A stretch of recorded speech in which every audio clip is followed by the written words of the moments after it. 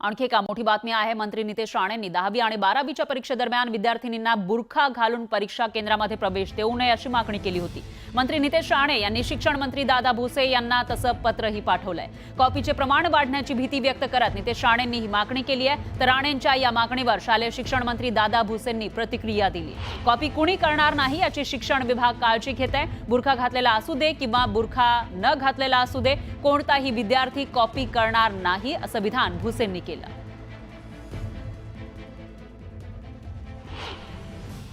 नक्की, कारण का आता बुरखा घालून नेमकं तोच विद्यार्थी आले आहे, तीच विद्यार्थिनी आली आहे की नाही, असे अन्य प्रकार आता मतदानाच्या टायमाला पण अशा गोष्टी नजरेसमोर आलेल्या आहेत की बुरखा घालून आलेले आहेत, पण नेमकं तो त्या व्यक्तीत निघालेला नाहीये। तर म्हणून अशा पद्धतीचे लाड किंवा लागून चालन कोणाचेच करू नये असं मताचा मी आहे। टेक्निकली ज्या काही असतात त्याच्यावरून कॉपी होण्याचा प्रकार तुम्ही त्या पत्रात उल्लेख केले। हो, कारण की कसं होते नेमकं बुरखा घालून अगर कोण विद्यार्थ्यांनी अगर बसत असेल तर नेमकं किती प्रामाणिकतेने तुम्ही परीक्षा देता ह्याच्यावर प्रश्नचिन्ह निर्माण होतो ना। आणि मग अन्य विद्यार्थ्यांनी काय चूक केली आहे, हिंदू विद्यार्थ्यांनी काय चूक केली आहे। मी आता मराठीमध्ये सांगितलं की कॉपी मग ते बुरखावाला असू दे बिगर बुरखावाला असू दे, कोणीही विद्यार्थी कॉपी करणार नाही याची काळजी विभाग घेतो आहे।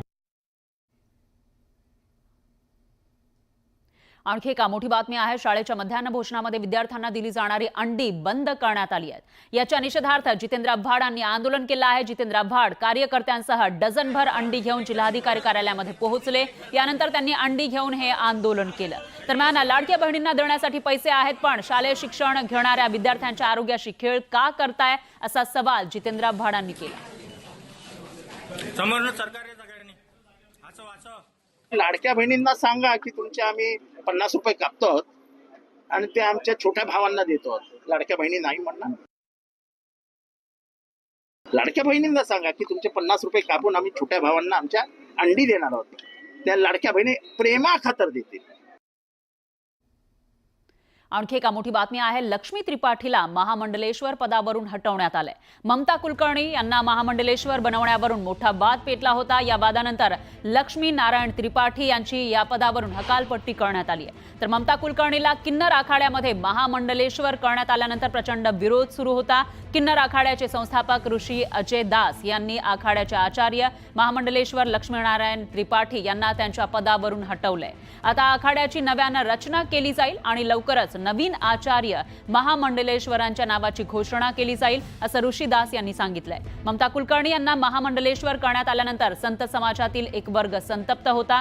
तर ममता महामंडलेश्वर बनण्यावर अनेक संतांनी आक्षेप घेतला होता। आचार्य महामंडलेश्वर लक्ष्मीनारायण त्रिपाठी हे आखाड्यामध्ये मनमानी करत असल्याचा आरोप करण्यात आला होता। सर्वप्रथम ये पूछना चाहूँगा लक्ष्मी नारायण त्रिपाठी को निकालने वाला कौन है। ये मैं पहले पूछना चाहूँगा आप कौन है। और हमने भी आज पहली बार इनका नाम सुना है जो अपने किन्नर अखाड़े के संस्थापक बनना चाहते हैं। और हम जितने भी अखाड़े हैं हम लक्ष्मी नारायण त्रिपाठी के साथ हैं, हम उसी को जानते हैं। और सच ये भी है हम उसी को जानते हैं। और जो उसके साथ के जितने भी करीबन जो उनकी काउंसिल है, जो उनके साथ सदस्य है, हम उनको जानते हैं। ये जो आप बता रहे हैं जो कौन विजय नारायण जो भी इसका नाम होगा, हमने कभी भी इनका नाम आज तक नहीं सुना। पाहूयात पुढची बातमी। भगवानगडावर मुक्कामी आलेल्या मंत्री धनंजय मुंडेंनी राजीनाम्यावर भाष्य केलंय। माझ्या राजीनाम्यापेक्षा देशमुखांना न्याय देणं महत्त्वाचं आहे असं ते म्हणाले। तर विरोधकांवर जोरदार पलटवार सुद्धा त्यांनी केला। संकट आज आलेलं नाही तर 53 दिवसांपासून मला टार्गेट केलं जातंय असा आरोपही त्यांनी विरोधकांवर केलाय। देशमुखांच्या मारेकऱ्यांना फाशी द्या अशी मागणीही मुंडेंनी केली। तर भगवान बाबांनी माझ्या मागे शक्ती उभी केली याबद्दल त्यांनी नामदेव शास्त्री यांचे आभारही मानले। तर संघर्षाच्या काळामध्ये भगवानगड माझ्या मागे उभा राहिला याबद्दल कृतज्ञता व्यक्त करतो असं ते म्हणाले। अनेक वर्षानंतर गडावर आलो, मंत्री झाल्यानंतर गडावर येण्याची इच्छा होती असंही मुंडेंनी म्हटलंय। एक लक्षात घ्या, हे संकट आज आलेलं नाहीये। 53 दिवसापासून आपण पाहताय। आज 53वा दिवस आहे की ही इलेक्ट्रॉनिक मीडिया, सोशल मीडिया ह्या सगळ्या गोष्टी या ठिकाणी मला टार्गेट करून एक ट्रायल चालवलं जातंय, मीडिया ट्रायल ज्याला आपण म्हणतो. आणि त्या मीडिया ट्रायलमध्ये कुठेही मी कधीही 3 महिन्यात या 53 दिवसामध्ये एक अवाक्षर शब्द मी बोललेलो नाही. त्यामुळं संकट 53 दिवसाचं होतं. या 53 दिवसात कधीही मला इथे येता आलं. आता जे काही प्रकरण घडलंय ते प्रकरण 53 दिवस चालतंय.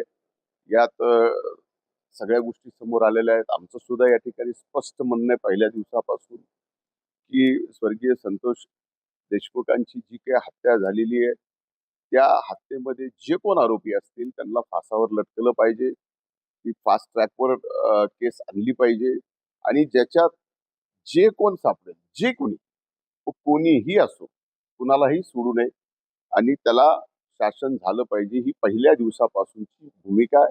तीच आजही माझी भूमिका आहे. काही जण राजकारण करत असतील तर ते राजकारण फक्त माझा राजीनामा घेण्यापुरतं आहे का स्वर्गीय संतोष देशमुखला खऱ्या अर्थानं न्याय देऊन ज्यांनी कोणी अशी निर्घुण हत्या केलेली आहे त्यांना फासावर लटकवणं महत्वाचं आहे का माझा राजीनामा घेऊन एका समाजाला मला या पद्धतीने टार्गेट करून त्याचा फायदा घ्यायचा, हा ज्याचा त्याचा विचार करण्याचा भाग आहे. माझं सरळ मत आहे की या बाबतीत जे कोणी गुन्हेगार असतील त्यांना फासावर लटकवलं. तर यावर नरहरी झिरवळ यांची प्रतिक्रिया समोर आली आहे. श्रद्धा असल्यामुळे मंत्री धनंजय मुंडे भगवान गडावर गेले असावेत. सर्व लोकांची श्रद्धा आहे, या चुकीचं काय असा सवाल त्यांनी केलाय. अर्थसंकट निवारण व्हावं म्हणून मुंडे साहेब हे दर्शनाला गेले असा आरोप करणं चुकीचं आहे असं मंत्री नरहरी झिरवळ म्हणाले. तर बीडमधील प्रकरण गंभीर आहे, त्याला जातीय वळण देणं योग्य नाही. संबंधित आरोपींना योग्य ती शिक्षा होईल असंही झिरवळांनी म्हटलंय. पालकमंत्री पदावरून महायुतीमध्ये कोणताही वाद नाही, आमचे नेते यातून योग्य मार्ग काढतील असं सुद्धा झिरवळ यावेळी म्हणाले.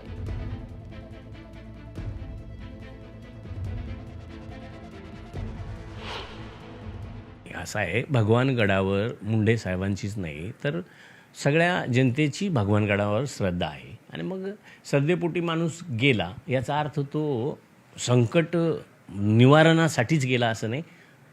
गेले असतील ते, पण मग ते त्यांच्या श्रद्धेपोटी गेले असतील असं मला वाटतं. झालीची घटना अतिशय निर्मनुष्य आहे, त्याची उकल झाली पाहिजे. त्याला शासन झालं, कठोरातलं कठोर शासन झालं पाहिजे. आणि त्या दृष्टीनं मुख्यमंत्री महोदयांनी सुद्धा सांगितलं आहे का पूर्ण छडा लावून जो कोणी दोषी असेल त्याला निश्चित त्याच पद्धतीची शिक्षा केली जाईल. आणि मुंडे साहेबांचं नाव जेव्हा लोक घेतात तर मुंडे साहेब स्वतःही म्हणतात का मी जर दोषी आढळलो तर मला फासावर द्या. तर हा विषय आता तसा तपासाचा आहे, तो त्याच स्तरावर चालू आहे.